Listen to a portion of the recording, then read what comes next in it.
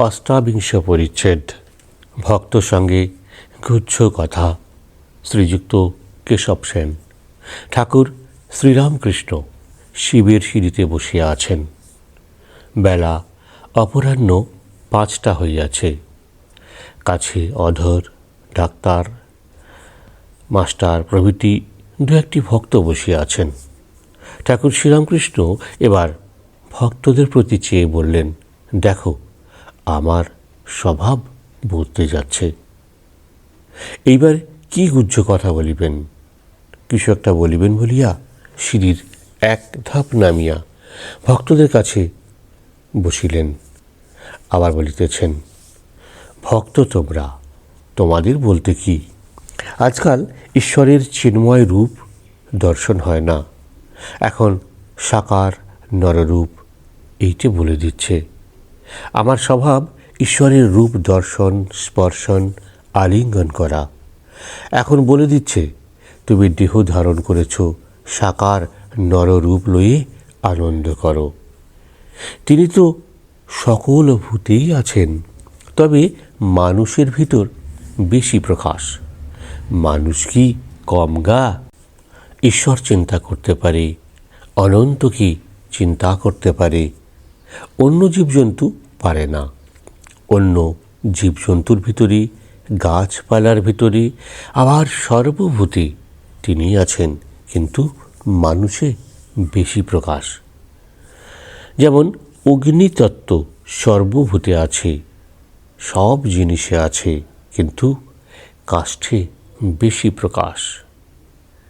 ঠাকুর আবার বললেন, রাম লক্ষ্মণকে বলেছিলেন, ভাই দেখো, হাতি এত বড় জানোয়ার, কিন্তু ঈশ্বর চিন্তা করতে পারে না।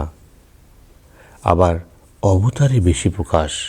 রাম আবার লক্ষ্মণকে বলেছিলেন, ভাই যে মানুষে দেখবে উর্জিতা ভক্তি, ভাবে হাসে কাঁদে, নাচে গায়, সেইখানে আমি আছি। ঠাকুর চুপ করিয়া আছেন। কিয়ৎক্ষণ পরে আবার কথা কহিতেছেন। ঠাকুর শ্রীরামকৃষ্ণ বললেন, আচ্ছা, কেশব সেন খুব আসত, এখানে এসে অনেক বদলে গেল।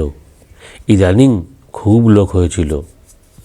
এখানে অনেকবার এসেছিল দলবল নিয়ে, আবার একলা একলা আসবার ইচ্ছা ছিল। কেশবের আগে তেমন সাধু সঙ্গ হয় নাই। কলুটোলার বাড়িতে দেখা হলো, হৃদের সঙ্গে ছিল। কেশব সেন যে ঘরে ছিল সেই ঘরে আমাদের বসালে। টেবিলে কি লিখছিল, অনেকক্ষণ পরই কলম ছেড়ে কেদারা থেকে নেমে বসলো। তা আমাদের নমস্কার করা নাই। এখানে মাঝে মাঝে আসতো। আমি একদিন ভাবাবস্থাতে বললাম, সাধুর সম্মুখে পা তুলতে নাই, ওতে রজগুণ বৃদ্ধি হয়। তারা এলেই আমি নমস্কার করতাম। তখন ওরা ক্রমে ভূমিষ্ঠ হয়ে নমস্কার করতে শিখলে। ঠাকুর আবার বললেন, আর কেশবকে বললাম, তোমরা হরিনাম করো, কলিতে তার নাম গুণ কীর্তন করতে হয়। তখন ওরা খোল করতাল নিয়ে হরিনাম ধরলে। হরিনামে বিশ্বাস আমার আরও হলো কেন? এই ঠাকুর বাড়িতে সাধুরা মাঝে মাঝে আসে। একটি মুলতানের সাধু এসেছিল, গঙ্গাসাগরের লোকের জন্য অপেক্ষা করছিল। ঠাকুর এবার মাস্টারকে দেখিয়ে বললেন, এদের বয়সের সাধু। সেই বলেছিল, উপায় নারদীয় ভক্তি।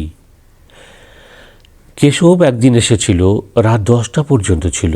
প্রতাপ আর কেউ কেউ বললে, আজ থেকে যাব, সব বটতলায় বসি। কেশব বললে, না, কাজ আছে, যেতে হবে। তখন আমি হেসে বললাম, আজ চুবড়ির গন্ধ না হলে কি ঘুম হবে না? একজন মেছুনি মালির বাড়িতে অতিথি হয়েছিল, মাছ বিক্রি করে চুপড়ি হাতে আছে। তাকে ফুলের ঘরে শুতে দেওয়া হলো। অনেক রাত পর্যন্ত ফুলের গন্ধে ঘুম হচ্ছে না। বাড়ির গিন্নি সেই অবস্থা দেখে বললে, কি গো, তুই ছটপট করছিস কেন? সে বললে, কি জানে বাপু, বুঝি এই ফুলের গন্ধে ঘুম হচ্ছে না, আমার আঁশচুপড়িটা আনিয়ে দিতে পারো? তাহলে বোধহয় ঘুম হতে পারে। শেষে আঁশচুপড়ি আনাতে জল ছিটে দিয়ে নাকের কাছে রেখে ভোঁস ভোঁস করে ঘুমোতে লাগলো। গল্প শুনে কেশবের দলের লোকেরা হু হু করে হাসতে লাগলো। কেশব সন্ধ্যার পর ঘাটে উপাসনা করলে। উপাসনার পর আমি কেশবকে বললুম, দেখো, ভগবানই এক রূপে ভাগবত হয়েছেন, তাই বেদ, পুরাণ, তন্ত্র এসব পূজা করতে হয়। আবার একরূপে তিনি ভক্ত হয়েছেন। ভক্তের হৃদয় তার বৈঠকখানা। বৈঠকখানায় গেলে যেমন বাবুকে অনায়াসে দেখা যায়, তাই ভক্তের পুজোতে ভগবানের পূজা। কেশব আর তার দলের লোকগুলোর এই কথাগুলো খুব মন দিয়ে শুনলে। পূর্ণিমা, চারদিকে চাঁদের আলো, গঙ্গাকুলে সিঁড়ির চাতালে সকলে বসে আছে। আমি বললাম, সকলে বলো ভাগবত, ভক্ত, ভগবান। তখন সকলে এক সুরে বললে ভাগবত, ভক্ত, ভগবান। আবার বললাম, বলো ব্রহ্মই শক্তি, শক্তি ব্রহ্ম। তারা আবার এক সুরে বললে ব্রহ্মই শক্তি, শক্তি ব্রহ্ম। তাদের বললাম, যাকে তোমরা ব্রহ্ম বলো তাকেই আমি মা বলি। মা বড় মধুর নাম। যখন আবার তাদের বললাম, আবার বলো গুরু, কৃষ্ণ, বৈষ্ণব, তখন কেশব বললে, মহাশয়, অত দূর নয়, তাহলে সকলে আমাদের গোড়া বৈষ্ণব মনে করবে। কেশবকে মাঝে মাঝে বলতাম, তোমরা যাকে ব্রহ্ম বলো তাকেই আমি শক্তি আর দা শক্তি বলি। যখন বাক্য মনের অতীত, নির্গুণ, নিষ্ক্রিয়, তখন বেদে তাকে ব্রহ্ম বলা হয়েছে। যখন দেখি যে তিনি সৃষ্টি, স্থিতি, প্রলয় করছেন, তখন তাকে শক্তি আর দা শক্তি এইসব বলি। কেশবকে বললাম, সংসারে হওয়া বড় কঠিন। যে ঘরে আচার আর তেঁতুল আর জলের জ্বালা, সেই ঘরেই বিকারী রোগী কেমন করে ভালো হয়? তাই মাঝে মাঝে সাধন ভজন করবার জন্য নির্জনে চলে যেতে হয়। গরিব মোটা হলে হাতি বেঁধে দেওয়া যায়, কিন্তু চারা গাছ ছাগল গরুতে খেয়ে ফেলে। তাই কেশব লেকচারে বললে, তোমরা পাকা হয়ে সংসারে থাকো। ঠাকুর এবার ভক্তদের প্রতি চেয়ে বললেন, দেখো, কেশব এত পণ্ডিত, ইংরেজিতে লেকচার দিত, কত লোকেই তাকে মানত। স্বয়ং কুইন ভিক্টোরিয়া তার সঙ্গে কথা কয়েছে বসে বসে। সে কিন্তু এখানে যখন আসতো, শুধু গায়ে সাধু দর্শন করতে হলে হাতে কিছু আনতে হয়, তাই ফল হাতে করে আসতো, একেবারে অভিমান শূন্য। ঠাকুর এবার অধরের প্রতি চেয়ে বললেন, দেখো, তুমি এত বিদ্বান, আবার ডেপুটি, তবু তুমি খাঁদি ফাঁদির বশ। এগিয়ে পড়ো। চন্দন কাঠের পরেও আরও ভালো জিনিস আছে, রূপোর খনি, তারপর সোনার খনি, তারপর হীরা মানিক। কাঠুরি বনে কাঠ কাটছিল, তাই ব্রহ্মচারী তাকে বললে, এগিয়ে পড়ো।